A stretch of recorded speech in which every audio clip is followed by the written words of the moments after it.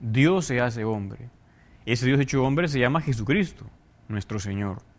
Y Cristo, nuestro Señor, con Él llega la plenitud de la revelación. Cristo, al igual que en la revelación anterior, habla tanto con obras como con palabras. Esas palabras que van confirmando sus obras. Nuestro Señor, dice el texto de los Evangelios, que hacía cosas y decía cosas. De hecho, el Evangelio significa buena nueva, significa buena enseñanza que el Señor quería transmitirnos a nosotros. Pues esas enseñanzas de Cristo, como decía antes, hechas con palabras y obras, fueron presenciadas por los apóstoles. Los apóstoles reciben lo que se llama la transmisión, la tradición de Jesucristo. Cristo nuestro Señor les entrega todo ese contenido de verdades y de obras salvíficas que ellos van recibiendo. Y ahí nace lo que se llama una primera tradición de los apóstoles. Los apóstoles que son testigos oculares, que oyen y ven lo que el Señor había dicho y hecho. Y los apóstoles comienzan también a transmitir poco a poco esas enseñanzas del Señor. Es lo que se puede conocer o llamar la tradición apostólica, la tradición de los 12 apóstoles. Estos, a su vez, una vez que las transmiten, comienzan a recibir, o más bien, más que recibir, comienzan a difundir esas enseñanzas por el mundo entonces conocido. Y esas enseñanzas que fueron recibidas por otros, fueron también transmitidas a las siguientes generaciones. Y así se da el proceso, lo que se llama la tradición de los primeros cristianos. Los primeros cristianos que fueron transmitiendo las enseñanzas recibidas por los apóstoles en el siglo I, y en el siglo II, y en el siglo III, y así hasta llegar a nuestra fecha. ¿Qué sucedió? Que en ese proceso de transmisión, unas verdades fueron puestas por escrito y fueron consignadas como canónicas, como propiamente inspiradas por Dios. Es lo que se llamó después el Nuevo Testamento. Pero hay toda una serie de cosas que, aunque no fueron puestas por escrito, o puestas por escrito, pero no recibidas como canónicas o inspiradas, también van reflejando, transmitiendo la primera revelación de Jesucristo. Por ejemplo, hay un texto conocido en el Evangelio de San Juan, donde al final del Evangelio dice el apóstol: hay además otras muchas cosas que hizo Jesús. Si se escribieran una por una, pienso que ni en todo el mundo bastaría para contener los libros que se escribieran. O sea, San Juan es consciente que no todo lo que dijo e hizo Jesucristo se puso por escrito y a la vez fue conservado como canónico, como revelado, sino que muchas otras cosas fueron siendo asumidas, vividas por los primeros cristianos y fueron transmitidas como de manera independiente. A eso se le puede llamar también tradición de los primeros cristianos. Unos ejemplos, ya luego iremos viendo documentos específicos, pero unos ejemplos. En primer lugar, hay un texto llamado la Didaché. Didaché significa en griego enseñanza. En esa Didaché se dice, a la hora de bautizar, dice, derrama 3 veces agua en la cabeza, en el nombre del Padre, y del Hijo, y del Espíritu Santo. O sea que ya en el siglo I, en la Didaché, se hace referencia a que el bautismo también se hacía derramando agua en la cabeza. No solamente era por inmersión. Por eso los católicos, cuando lo hacemos así ahora, lo que hacemos es seguir la tradición que viene del siglo I. Otro ejemplo muy interesante es referido al Papa. ¿Desde cuándo se le hace caso en las demás iglesias al Papa? Pues hay un texto de la tradición muy importante, un texto de San Clemente de Roma, que es el tercer Papa después de San Pedro. Pues él escribe a los cristianos que están en Corinto.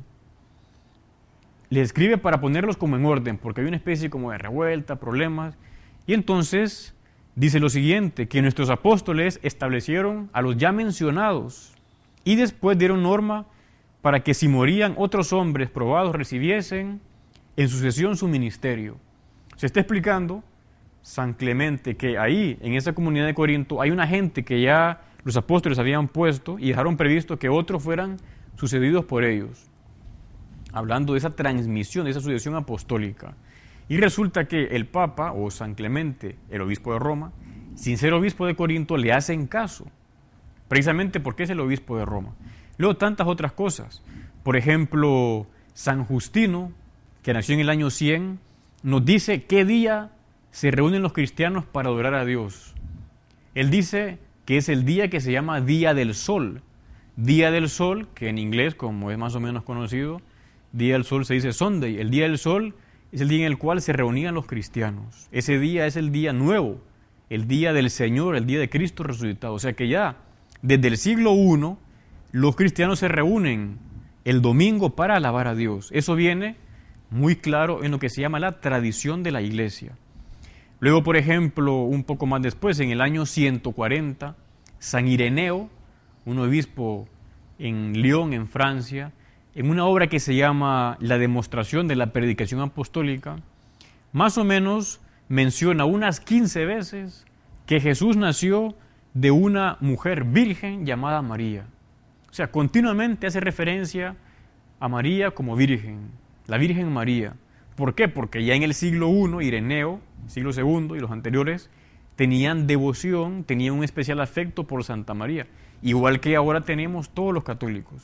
Vemos, por tanto, cómo hay una serie de conceptos, enseñanzas que vivimos ahora, que a lo mejor no están en la Biblia, o del todo en la Biblia, o parte sí, parte no, pero que sí están en lo que se llama la tradición de la Iglesia. Bueno, con estas explicaciones ya podemos como ir ensayando o formulando algunas definiciones de qué es la tradición de la Iglesia. Por ejemplo, una sería, digamos, explicar que tradición significa transmisión. Entonces, tradición, ¿qué es? Lo que se nos ha transmitido desde el siglo I hasta la fecha, o desde antes de Cristo, de la época del pueblo de Israel, hasta nuestra fecha, en el Antiguo Testamento. También podemos decir que la tradición de la Iglesia son una serie de verdades que los católicos, los cristianos creemos y que no están necesariamente en la Biblia, o que una parte está en la Biblia y otra parte no. También se puede decir que es posible hacer como una distinción: la tradición de Israel, la tradición de Jesucristo, la tradición apostólica, la tradición de los primeros cristianos, siglo I, II, III, la tradición de los padres de la Iglesia. ¿Los padres de la Iglesia quiénes son? Son una serie de cristianos de los primeros siglos que fueron como fundando la Iglesia. Ellos se distinguen por 4 notas. Una es su santidad de vida, luego que sean bastante antiguos, hasta el siglo VIII más o menos, que hayan escrito muchos escritos y que tengan todo correctamente o casi que plenamente correcto en sus escritos, la ortodoxia que se llama, y luego que hayan sido como tales definidos por la Iglesia, los padres de la Iglesia. Esos padres nos transmiten muchas enseñanzas de los primeros siglos y que también son vividas ahora por nosotros. Y luego está lo que se llama la tradición viva de la Iglesia. O sea, cada generación de cristianos transmite a la siguiente una serie de enseñanzas. Eso es la tradición viva de la Iglesia. Por eso nos damos cuenta que la Iglesia Católica no saca exclusivamente de la Biblia lo que cree o la certeza de lo revelado, porque la Biblia se hizo en esa gran tradición. La Biblia, el Nuevo Testamento, fue como un momento en el cual, digamos, cuajó o solidificó una parte de esa tradición, que ella misma sigue en esa gran corriente, que es la tradición de la Iglesia, ahora hasta el siglo XXI. Por lo tanto, quería recordar un texto que está en el Catecismo de la Iglesia y que es muy interesante al respecto. Nos dice lo siguiente: el depósito sagrado, el depósito de la fe, contenido en la Sagrada Tradición y en la Sagrada Escritura, fue confiado por los apóstoles al conjunto de la Iglesia.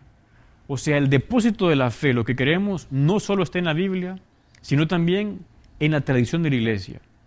Por ejemplo, ya en la Biblia misma aparecen enseñanzas de esto.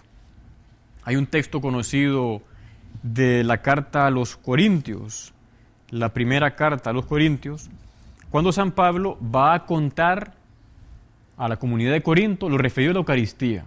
Les dice lo siguiente, estamos 1 Corintios 11, 23, dice: porque yo recibí del Señor lo que os he transmitido, que el Señor Jesús, la noche en que fue entregado, tomó pan, y después de dar gracias lo partió y dijo: este es mi cuerpo que se da por vosotros, haced esto en recuerdo mío.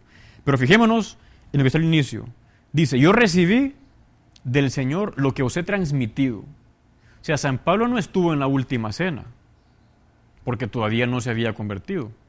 Pero a él le contaron, le transmitieron lo que ahí pasó. ¿Y San Pablo qué hace? Lo transmite a los de Corinto. Eso es una muestra de la tradición, la transmisión. Como he dicho antes, Tradición viene del latín traditio, que es